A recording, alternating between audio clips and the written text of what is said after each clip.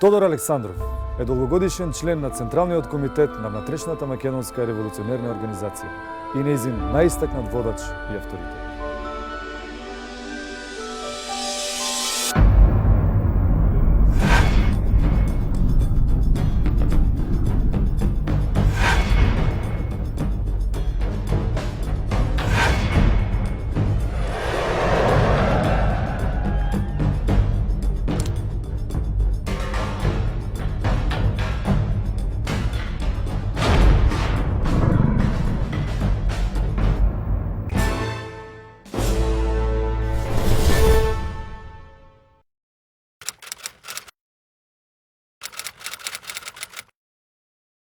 Именно потому, что других не было средств борьбы.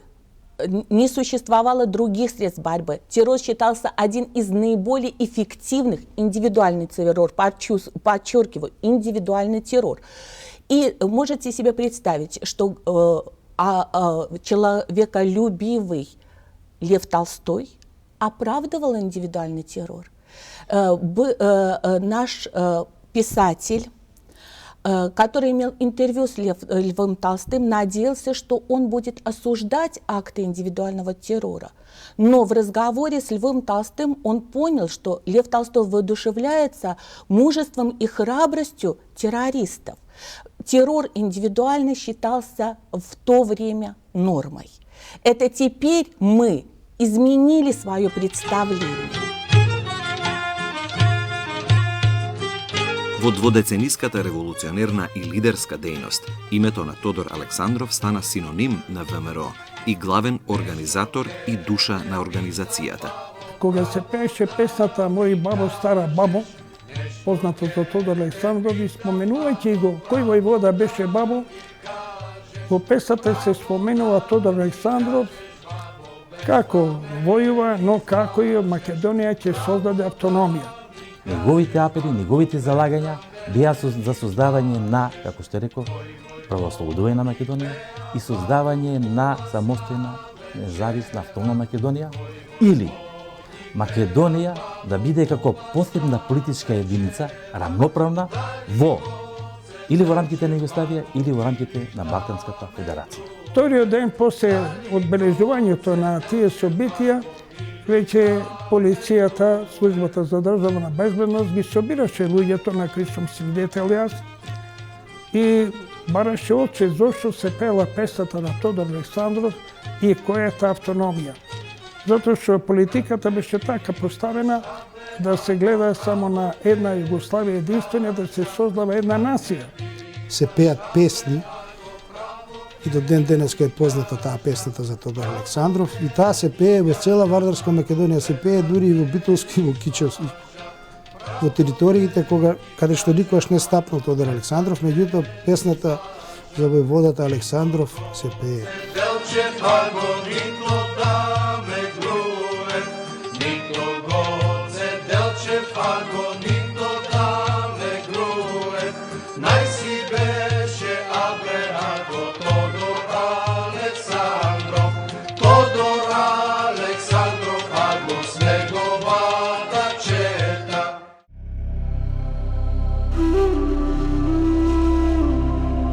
Кога ќе кажеме за Штип и Штипско Ново село, тоа е едно историско значење и повише старите штипјани се го нарекувале Ерусалим на Балканот. Штипско Ново село се наоѓа на југозападниот дел од градот Штип, распространет на брдата помеѓу Мерите, Кумлакот и Исарот, и кои што ги одвојат двете реки Брегалница и Отиња. Инаку точни податоци немаме за ова населба кога е создадена. Сепак за прв пат среќаваме во 1519 година во попис, турски попис, во еден дефтер каде што се спомена како Вакуф за време на султанот Бајазид. Турци не смеле да стапнат во Ново село и ако некоја конјичка група оде, на коњите им врзувале крпи да не тропат по калдрмата, бидејќи тука се наоѓале комитетите на комитите и разни стражи по таа калдрма, штипска и новоселска калдрма, са поминале многу значајни дејци. Меѓу нив треба да ги напомнеме. Прво е бил Ѓорче Петров е бил учител во Ново село. Учител е бил исто и Даме Груев, кој е формирач на ВМРО. Ново село изобилува со стари градби кои веќе се конзервираат, поготово куќата на Чишкористо Мијалков, познат берберен штипски во Ново село, куќата на Андонови, куќата на Станчови, Аџикимската куќа и куќата каде што престојал Гоце Делчев кој учителствувал во Ново село во Штип. Ова е местото каде што е роден легендарниот војвода Тодор Александров во Штипско Ново село. Сега сме во куќата која што е направена од поново време, меѓутоа на истите темели, на истото место е направена, ова куќа е направена на местото каде што е била куќата на Тодор Александров. Куќата е изгорена 1905 година од страна на тогашната турска власт. Кога дошле да го барат него да го уапсат, прво ја сардисале куќата. Во моментот во куќата биле неговата мајка и неговите две сестри. Прво тие биле извадени надвор, ја пребарале куќата, ја претражиле, го барале Тодор или можда и барале одредена документација, меѓутоа кога виделе дека не е он тој овде, куќата ја запалиле. Ние како семејство, мојот дедо ја направи куќата 1955 година заедно со мои блиски роднини кумови и од тога живееме на ова место. И секоја година на 31 август се организира од местното население, од новоселци се организира и панахида во чест и помен на личноста на Тодор Александров во Новоселската црква Успење на Света Богородица и тогаш доаѓаат доста луѓе и го само по себе си гледа дека уште Тодор како легенда, како личност е почитуван кај местното население. Од да се одбележе местото каде што е роден Тодор Александров е издигната плоча. Плочата е поставена 1942 година од тогашната власт бугарска и како што реков тоа е посветено на куќата, односно на местото каде што е роден Тодор Александров. Плочата била поставена тука позади самата куќа во природна околина, на природен постамент и истата била стоела како таква неколку години, односно 1945 била срушена после ослободувањето била срушена од новите власти. Сама плочата беше поставена со лицето надолу и ние сме се движеле околу неа, сме си играле кога деца. Не знаевме што пишува, ние помладите генерации не знаевме. Постарите знаеме ги, тоа време беше името Тодор Александров не се многу спомнуваше. Се до 1994 година по иницијатива и организација на мојот покоен татко Ристо Ванчо Розата се подигна плочата и се исправи и тогаш видовме што ствари пишува.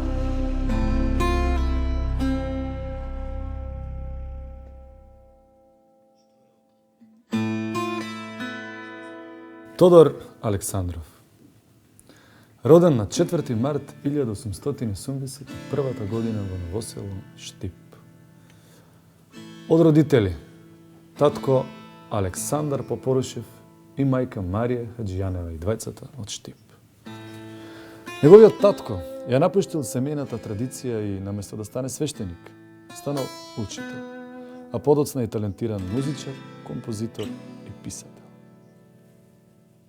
Тој бил современик и следбеник на Јосиф Ковачев и Арсенија Костенцев, родоначалници на штипската просвета, а бил и близок соработник на Мише Развигоров, Тодор Лазаров, Ефрем Чучков и други штипски револуционери.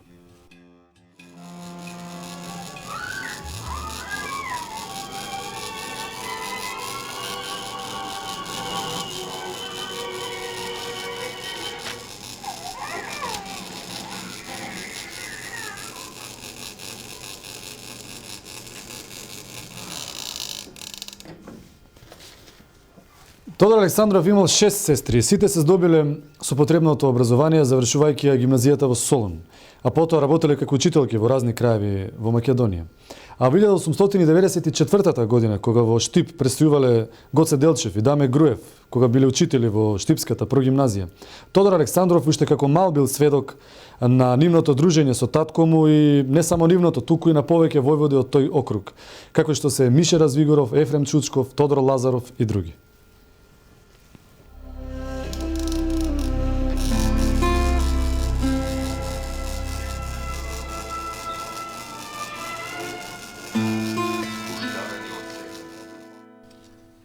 Основното образование го стекнал во Радовиш и во Штип, а во 1898 година со одличен успех го завршил педагошкото училиште на Екзархијата во Скопје. Директор, а истовремено и учител му бил Христо Матов, еден од идеолозите и теоретичарите на ВМРО, кај кого и ќе положи заклетва за пристапување во редовите на организацијата. По негова препорака, на 17 годишна возраст веднаш бил назначен за учител во Виница, а потоа во Кочани и во Кратово, каде до 1901 година раководел со местните револуционерни организации. Тој соработувал со Павел Шатев, кој во своите спомени ќе забележи. Тодор гледаше многу пореално на нештата и се стремеше да биде полезен на делото, но без да прави експерименти. Тој ми направи впечаток на многу разумен, трезвен ум и подготвен на сите жртви пред олтарот на слободното дело. Тодор Александров, според кажувањето на неговите современици, е човек со многу скромни барање, но со една чиста визија за Македонија. За неговата скромност, за неговиот морален лик, може да се согледа од едно писмо до познатиот кочански војвода Панчо Михајлов, кој што бил еден вид боем, и тој едно писмо, дознавајќи за неговата слабост кон парите, кон веселиот живот, му пишува: секој член организацијата треба да биде скромен, треба да биде пример за другите во организацијата. И во тоа писмо вели: дојди ти кај мене во Софија, во мојот дом, да видиш како живеам јас. Таму имам само една маса со 4 столици, кои што мојата жена ми ги донесе како мирас. Тоа всушност говори за моралниот лик на Тодор Александров. Тодор Александров од неговото прво вклучување во Македонската револуционерна организација, ТМОРО, таа се викала се до 1905 година, припаѓа на генерацијата македонски револуционери кои што се бора за автономија на Македонија.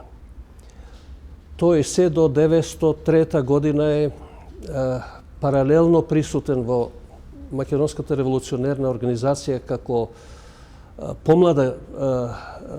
помлади кадри, меѓутоа е паралелно присутен со основачите и корифеите на ТМРО, со Гоце Делчев до 1903 година, со Дамјан Груев до 1906 година. Дамјан Груев и Тодор Александров имаат и поблиски соработки, особено кога се одржува првиот Скопски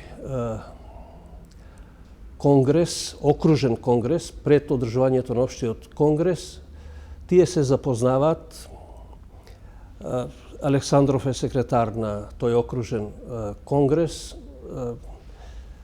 Дамјан Груев е председател. Се одржува на Осоговските планини околу селото Кнежево. И тука се првите сознанија едни за други. Александров, учествувајќи во таа прва генерација, сигурно е дека ги споделувал сваќањата на тајната македонска одбранска револуционерна организација за целосна политичка автономија на Македонија.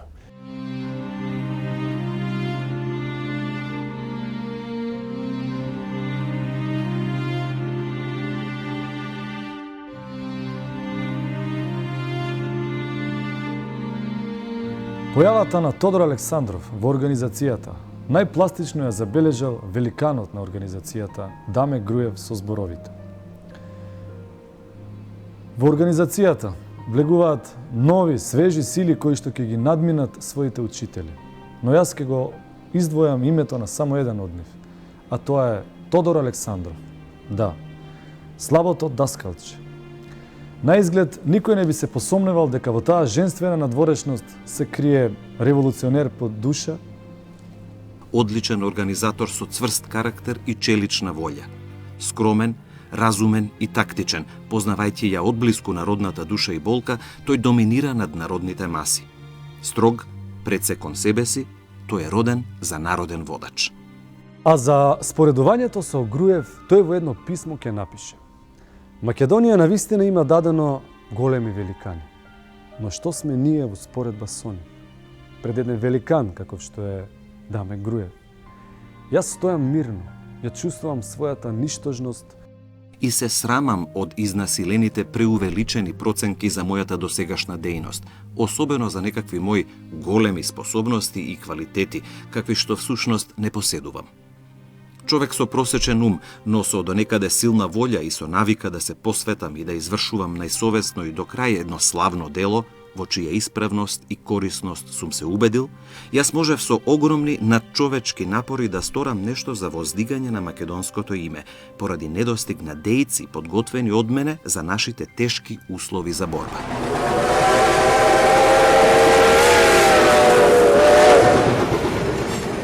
Странските дописници од Балканот го нарекуваа најголем воин на Балканот, гениален водач, фанатичен патриот, најсилна пројава на борбениот македонски дух, последен мохиканец на Балканот, Робин Худ на Балканот, голем апостол и легенда на ВМРО.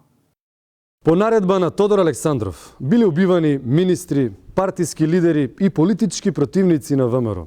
Се заплашувале со смрт кралеви, председатели на влади и се ослободувале и окупирале градови и села.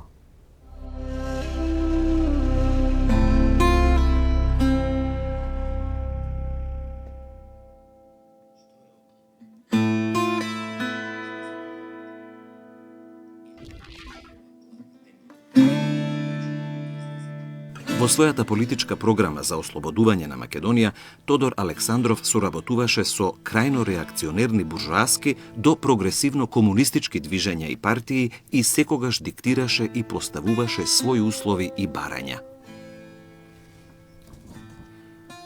Професор Никола Милев. Само историјата целосно ќе ги оцени личноста и улогата на овој човек. Но фактот што тој уште за време на неговиот живот триумфално влезе во легендата, покажува колку е големо неговото место во животот на неговите современици. Тоа место Александров си го извојувал со своите лични квалитети, упорна волја, цврст карактер и прониклив ум, ставен во целосна служба на еден голем народен идеал – ослободување на Македонија.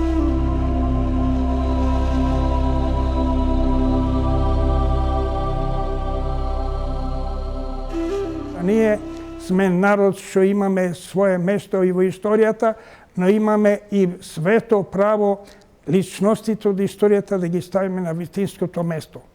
Без политичка позадина, без политичка конотација, без сугестии остана, туку онака како што бе. Историјата не можеме да разубуваме, е таква каква што беше.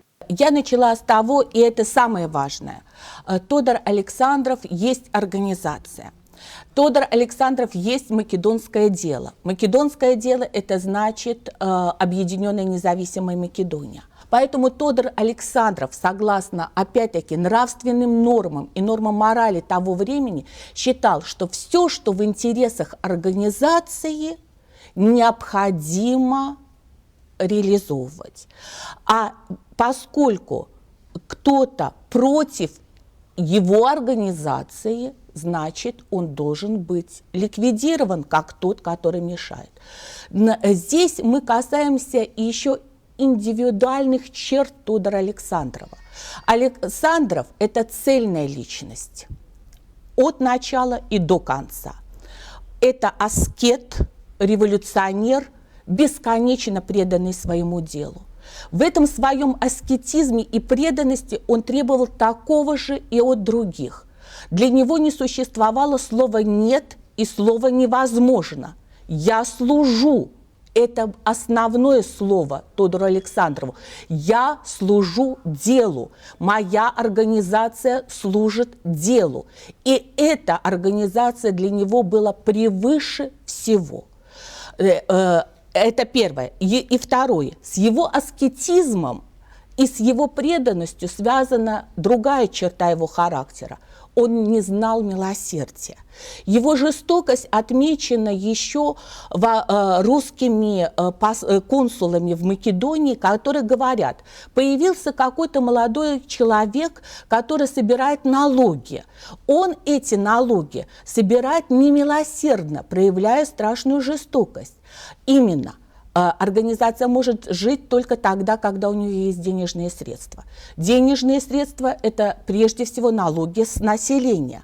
Если Тодор Александров считает, если одному мы будем, с одного мы берем налоги, а другому будем налоги прощать, то тогда у организации нет правил. Если нет правил, она не может функционировать. Александрова нельзя назвать типичным убийцей или типичным преступником. Никогда он никого не убил, не не предупредив. Для него было абсолютно честью являлось его, всем он присылал смертельный приговор. Предупреждал, что организация приговаривает определенную личность к смерти. Поэтому он позволяет себе вести себя и как вершитель судебной власти. Он выносит приговор, и он реализует этот приговор через деятелей своей организации.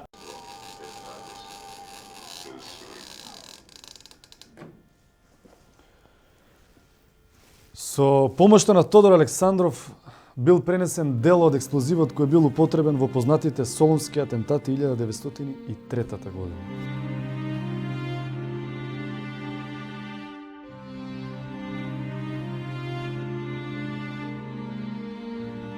Пролета 1903 година, кога му било соопштено дека ќе се крева Илинденското востание, тој покрај тоа што се противел на тоа востание, мислејќи дека е прерано, дека е предвремено и дека не е доволно подготвено, тој сепак им соопштил на раководителите дека само за Кочанско се потребни околу 4000 пушки и потоа заедно со Кочанското раководство тој се зафатил со организирање на четите во Кочанскиот револуционерен округ и испраќање во нивните райони.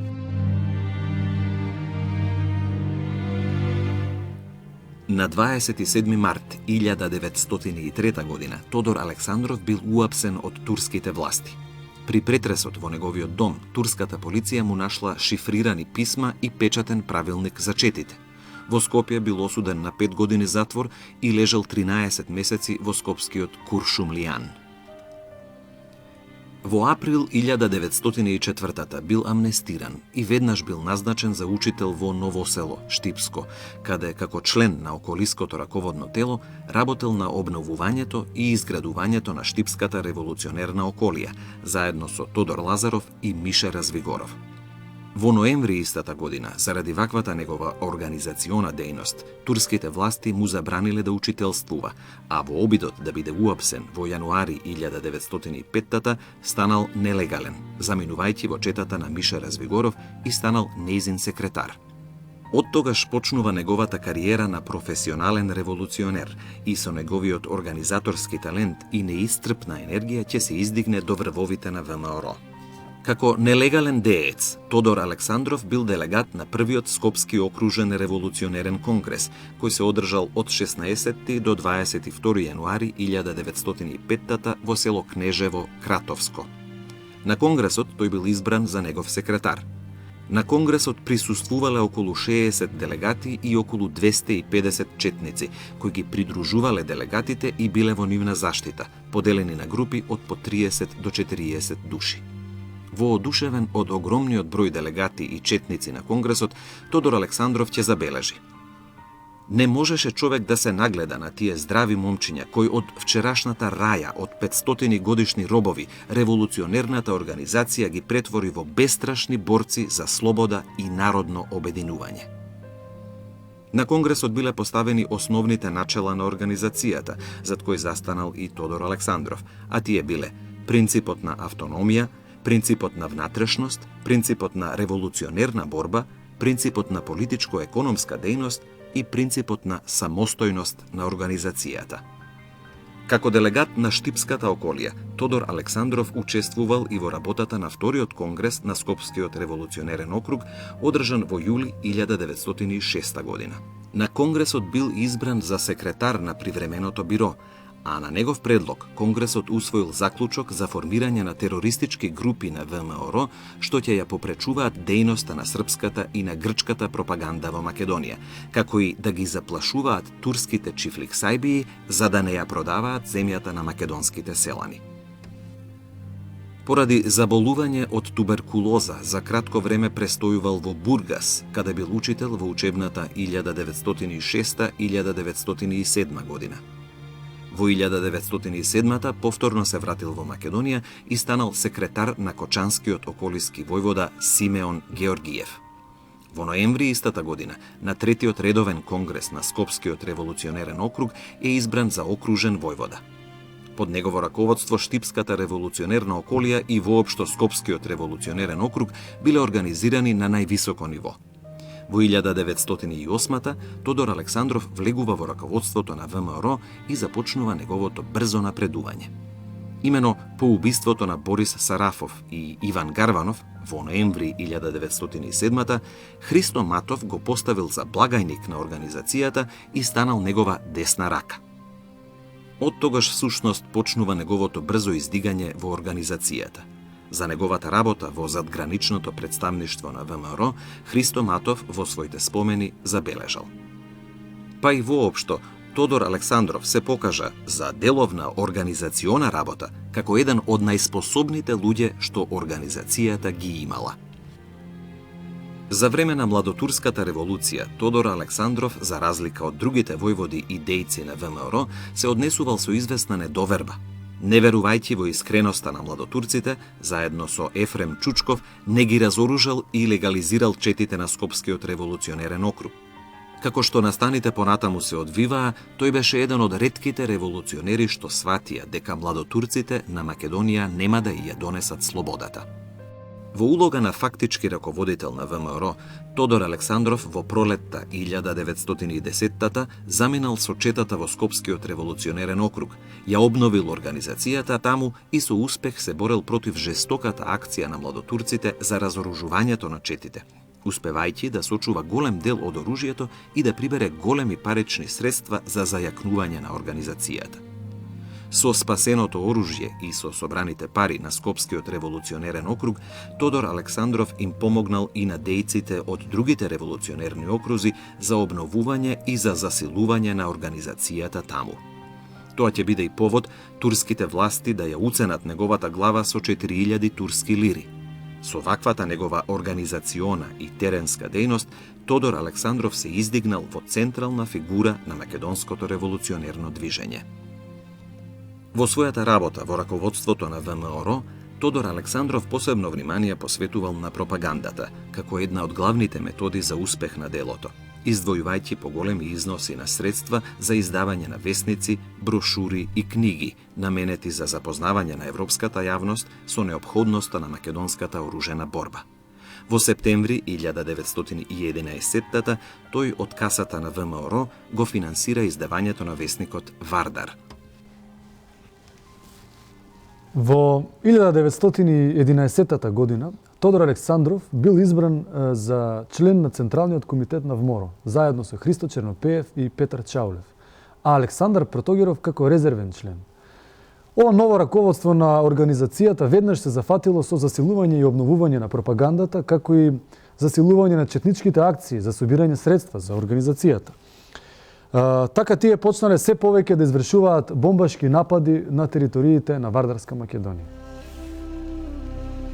Во октомври 1911 новиот Централен комитет на ВМРО испратил мемоар до генералните конзули на големите сили во Солун, Скопје, Битола и во Одрин, во кој се укажувало на неподносливата положба во Македонија под власта на младотурскиот режим, истакнувајќи ја крајната цел на борбата – автономија на Македонија.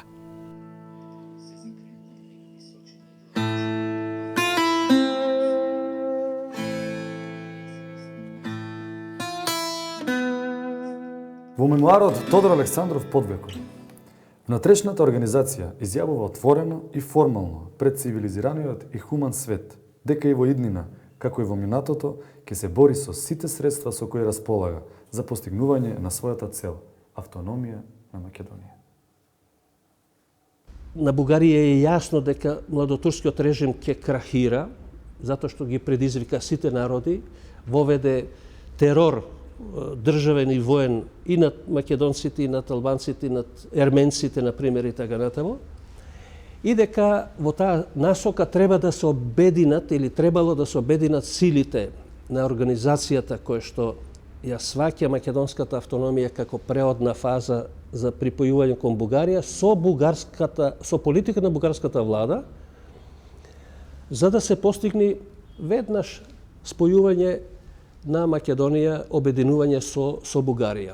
По формирањето, по добивањето на автономија во Бугарија од 1878 година, особено по прогласувањето на бугарската држава 1908 година, најголем дел од македонците, бегајќи пред теророт на османлиските власти, се населуваат во Бугарија. Имаме населување ние и емиграции во Србија, и во Романија, и во други земји, но некако најголемиот дел се приклонуваат кон Бугарија, бидејќи таму имаат најголеми услови за екзистенција и за политичко делување. И во април месец бугарската влада ја помага ВМРО со 10.000 златни левови.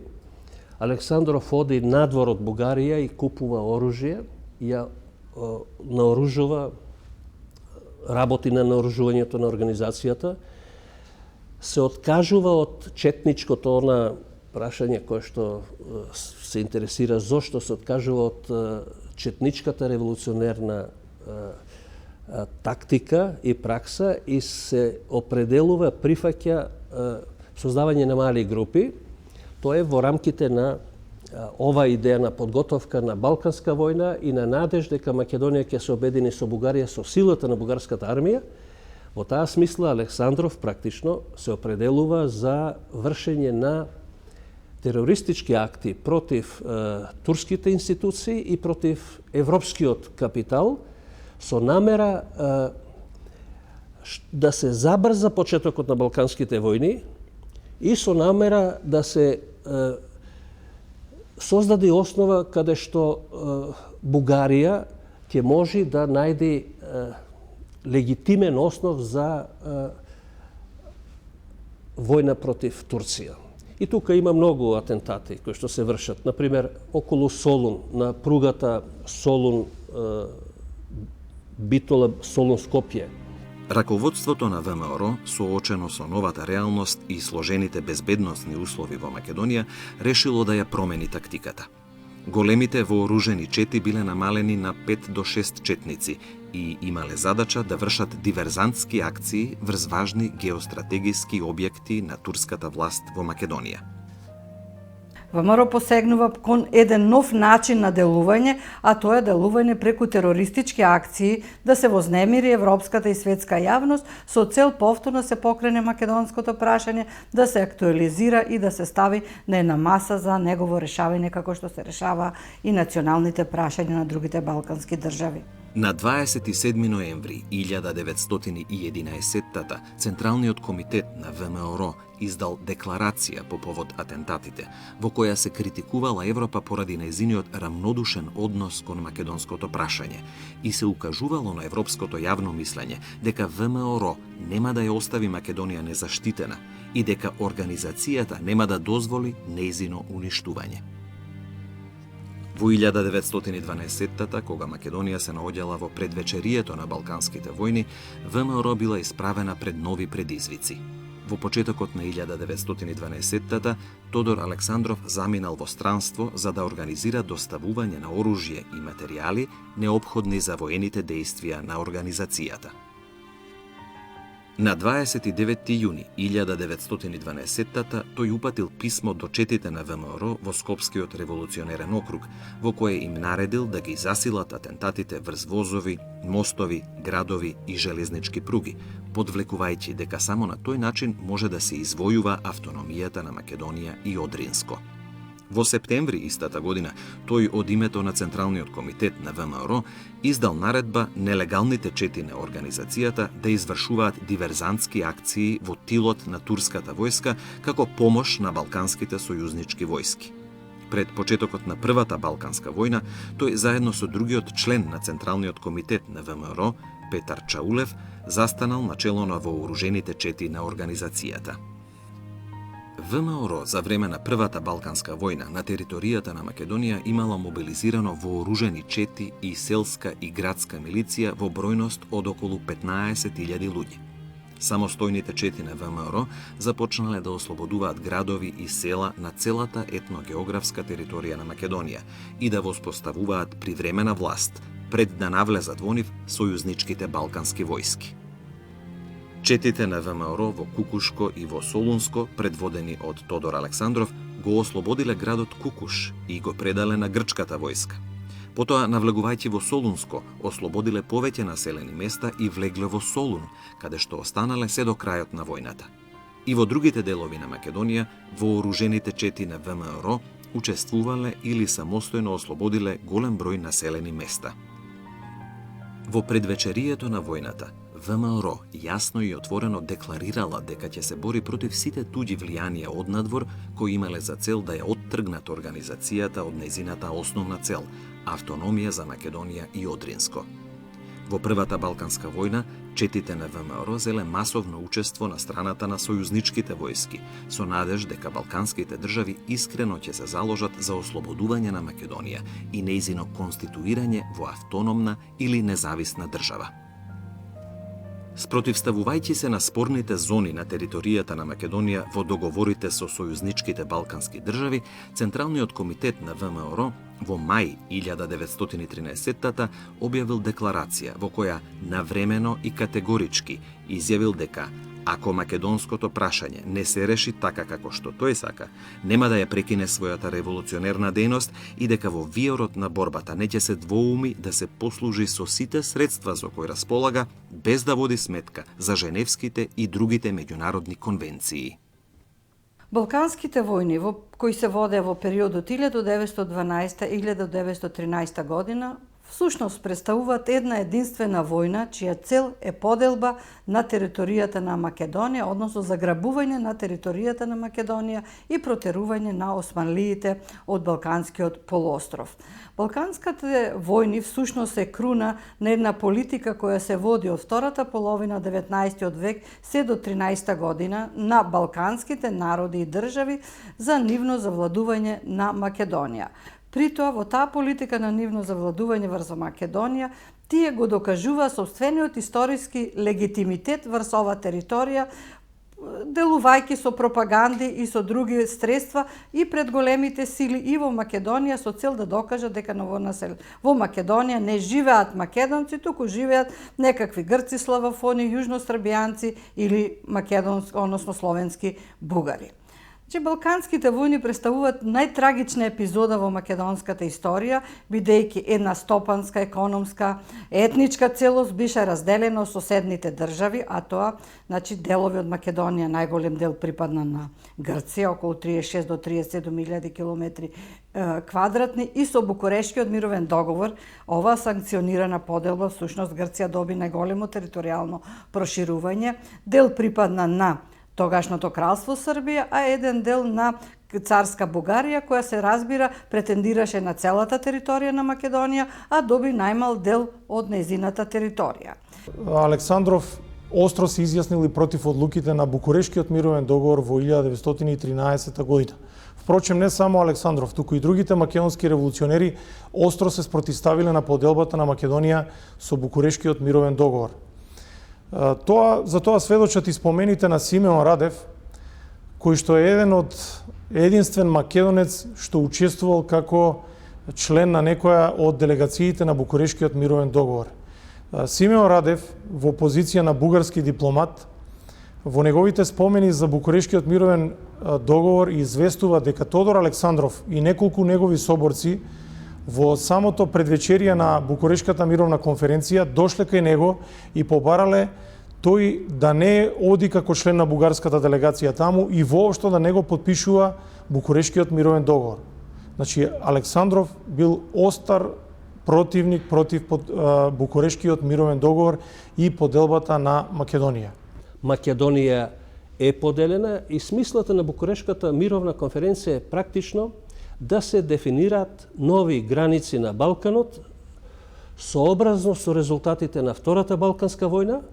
Меѓутоа, Русија и другите земји настојуваат да зачуваат и некои бугарски интереси на Балканот, иако ги изгубија границите. Например, во таа смисла, после Букурешката мировна конференција Македонија е поделена на 3 дела.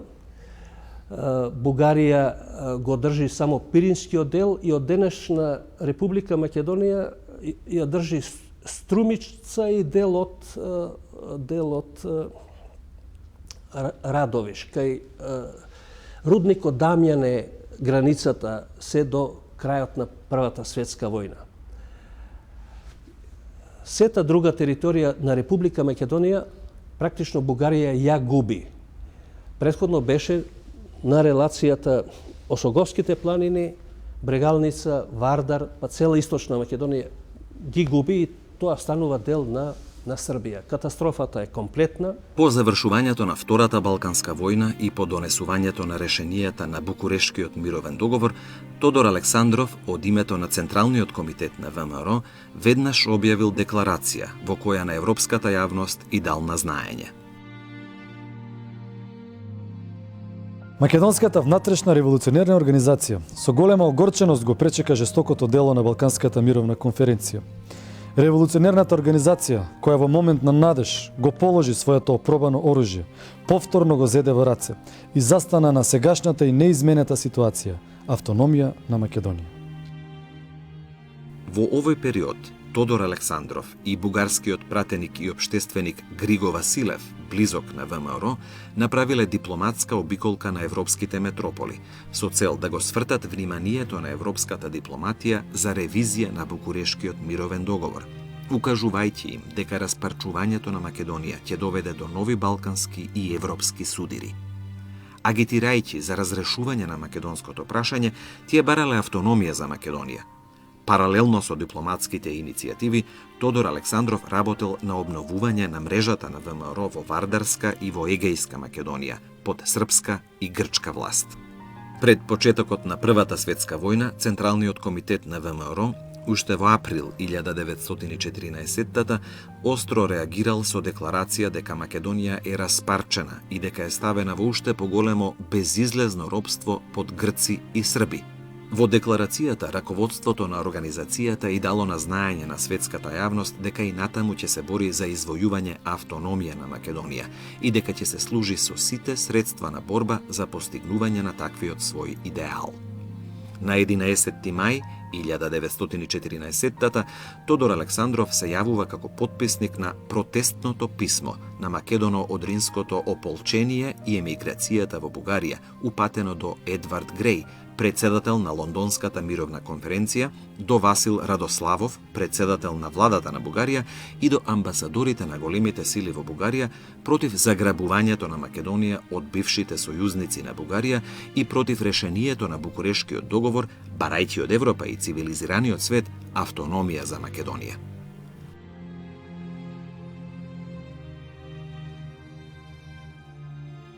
По определувањето на Бугарија од страната на централните сили, Тодор Александров и ВМРО го примиле со благонаклоност, а Тодор Александров дури ги убедувал своите соборци дека Македонија повторно може да биде обединета и цела само доколку дојде до војна помеѓу големите сили. Веднаш по објавувањето на војната против кралството Србија, четите на организацијата почнале да ја преминуваат границата и да извршуваат диверзантски акции од поголем размер во тилот на српската војска. По ориентирањето на Бугарија на страната на централните сили, а само 2 дена по објавувањето на мобилизацијата, Централниот комитет на ВМРО на 25 септември 1915 испратил окружно писмо до сите револуционерни комитети, војводи на чети и до вооружената милиција во Македонија. Да ги дигнат на нозе сите кои се способни да носат оружје и да укажат сестрана помош на бугарската армија. Повеќе од 54 на ВМРО започнале од грб да ги напаѓаат српските воени единици во сите реони на Вардарска Македонија, што го олеснувало настапувањето на бугарската армија, дејствувајќи при тоа како авангарда на бугарската војска и не дозволувајќи и на српската армија и жандармерија да ограбуваат и да уништуваат при нивното повлекување од македонските територии. Во 1918-та Тодор Александров бил избран за секретар на Комисијата за одбележување на 15 годишнината од Илинденското востание, кое мошне свечано се одржало во Крушево. Поучен од погромот во кој се најде Македонија по Балканските војни, Тодор Александров пред завршувањето на Првата светска војна во летото 1918-та ги насочил активностите на организацијата во прикривањето на оружјето и обезбедувањето плати за четниците и војводите.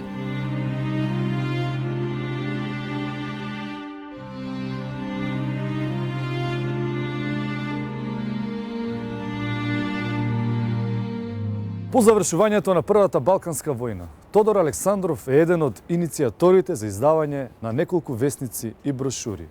Народност и Nation, Родина во Скопје, албумот Македонија во слики, како и библиотеката Балкански прашања.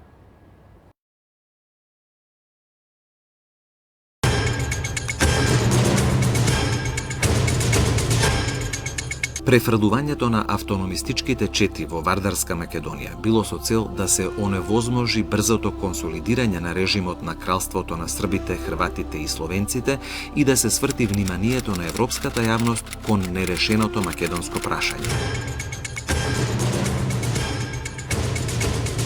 Борбата за ослободување на Македонија ќе продолжи додека не се извојува автономна управа на трите дела на Македонија.